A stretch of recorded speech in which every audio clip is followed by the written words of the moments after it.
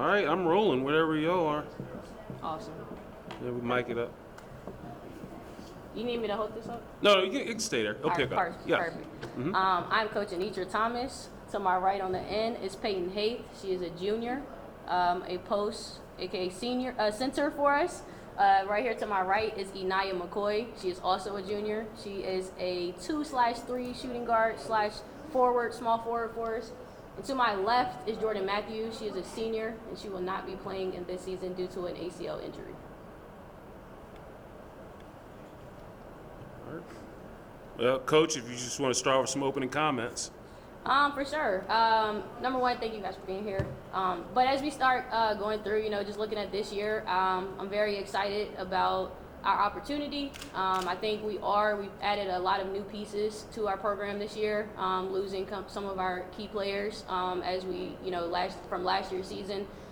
So as we get ready to go, we've got two of our core players right here, and so adding these new faces to the team and to the program. At the end of the day, I think our identity is just having what I would like to call controlled chaos. And so for me, we've got to learn how to play with chaos and create our turnovers and have all these, the defensive mindset, have relentless pressure, trapping and having deflections and all those things. I think those are going to put us in the best position to be successful this year.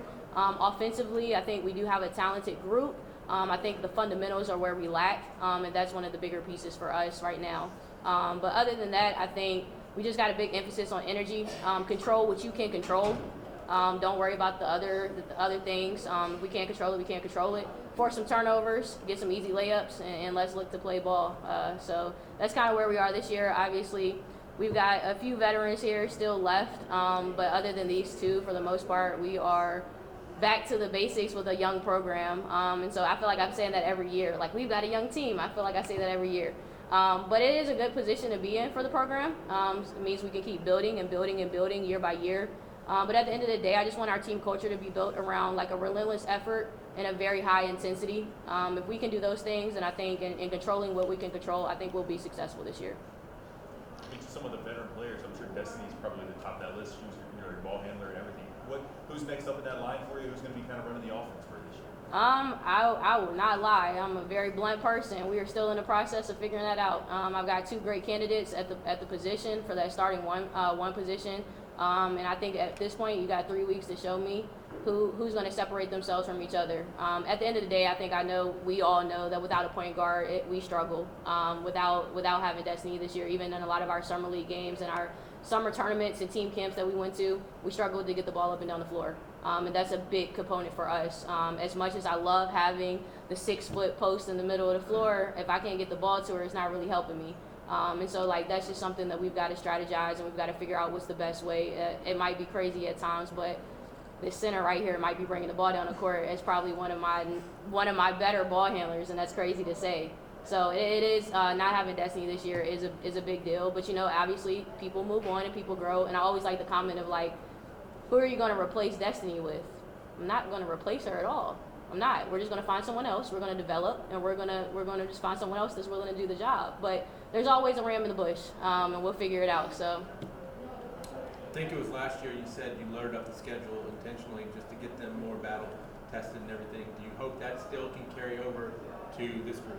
For sure, 1,000%. I remember last year, the same girl sitting right here beside me, we're looking at our schedule and was like, Coach, why'd you do this? Coach, why'd you do this? Why'd you put John Hanley on the schedule? Why'd Spotswood on the schedule?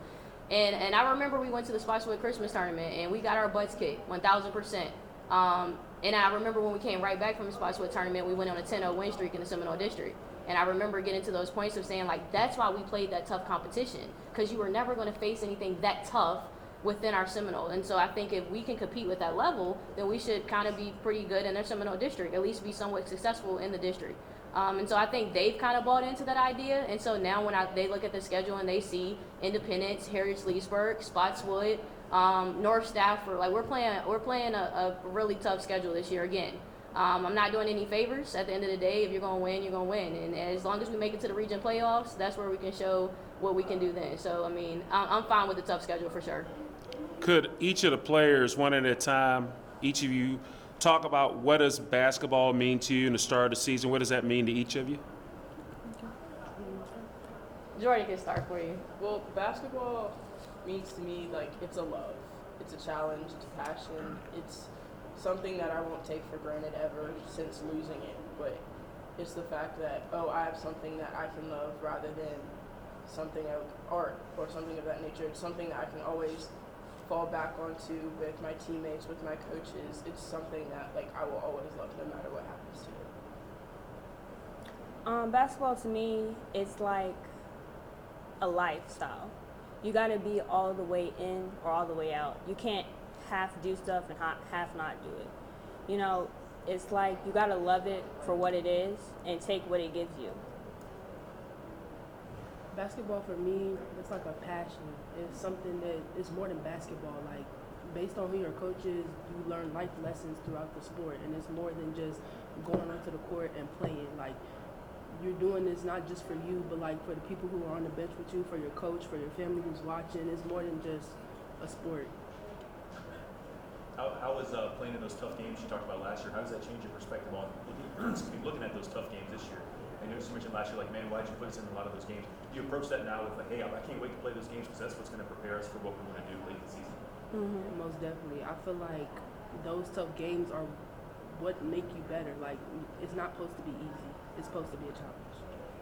Because what are we learning if we just come out, play all these easy teams, and are faced with no real challenge? When we play those out-of-conference teams that have really good players that we can try to compete against, then it's like, hey, let's see what you got. It showed how you faced adversity and how you took challenges and how you just adapted to what is in front of you. And for you, I know you said you're not going to play this year. Are you going to be leaning into coach? Are you going to be Coach Matthews there on the sideline? I guess to say I'm the mini assistant coach, just trying to help them while I'm on the bench, knowing that I've been in their position and knowing that, oh, I might have a little bit better than somebody else. So just how I can help them be better. Coach, is leadership more important for Jordan now that she is unable to play due to the injury? It is. It's crazy because not having her on the court, you realize how much leadership she provided. A lot of times people think that it's your point guard that's the leader and that's this and that. This is probably the most vocal kid, whether she's on the court or off the court. Sitting on the bench, she's the most vocal. She has the highest energy. She's still coaching from the bench. And so I think that's a big deal, and I think she'll really, this year, I think more than ever, she's going to realize her IQ for the game and kind of understanding the game. Because a lot of times when you're playing, things are going so quick in your head, and it happens like kind of just naturally, and you don't think about it. But I think for me, I think with her, she's got the ability to really lead, and we need it. We 1,000% need it. We need that, and I think she's going to be great at being my little mini coach beside me. It's funny because she has a lot, like the demeanor that she brings is a lot like myself. Sometimes I just, like I said, I think she's gonna be more of an asset than she believes, and I think I'm very happy that obviously a lot of kids, senior year, they're like, man, I'm not doing that. I'm not going to practice every day. Like, what's the point, you know? And so just having that motivation and like still want to be attached to the program, still want to be a part, still want to help with the fundraiser, still want to help with anything that's needed. And so we're not labeling her as a manager because she's still gonna wear her jersey and she's still gonna be a player in my playbook. But at the end of the day, I think I'm excited to kind of see her grow into this role, and maybe this is an opportunity for her to kind of see like her IQ and kind of maybe move into a coaching background down the stretch. So. Hayes and McCoy, how do you guys view leadership? I view leadership as you're born as a leader or you're born as a follower. For me, Jordan takes up that role as a leader every single day. I tend to see myself as a leader too, being a veteran coming back, trying to help the new kids with any fundamentals they might need to be working on, or just getting them prepared for the season in general with being on time and just being consistent. I view leadership as somebody who will take you under their wing and not bring you down. Like, when they see that you're struggling, they help bring you up, they give you confidence boosts. They just help you evolve as a person, not just a player. Coach, we talked about loading up the schedule, but you guys play it a little bit differently in terms of, if I'm not mistaken, 4 goes by winning percentage. Correct. Not like a points thing. Was Yes, that sir. any temptation not to load up the schedule with that? Nah. I don't think we do ourselves any favors if we go 23-0, and then we face the toughest competition of the year in the region semifinals that we've ever faced. I don't think it does us any favors. I tell people all the time, like, would you rather your child play and go through adversity and learn? Once again, what we talk about all the time, like, basketball is going to teach you more in life than the classroom ever will. And it's if you're doing it the right way. If you're doing it the wrong way, it's not going to teach you anything. But if you're doing it the right way, it's my job to hopefully mentor and teach these ladies what they can be and who they can be when they leave this program. And like I said, adversity is part of life.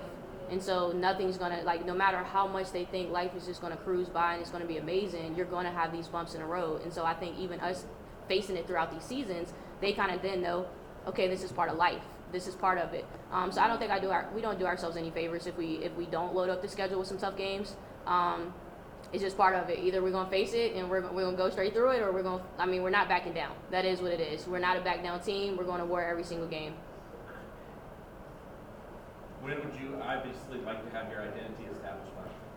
I'll always say I think just the way the season rolls, we actually start kind of late this year for us. Like, our first game isn't until December 5th. We'll play at William Fleming in a Fly Coast tournament against Magna Vista, and that's kind of our first game. Then we turn around the next week. We don't have a game again until the 12th. So we play 2 Fridays, have like 7 days of practice in between, and that's Heritage.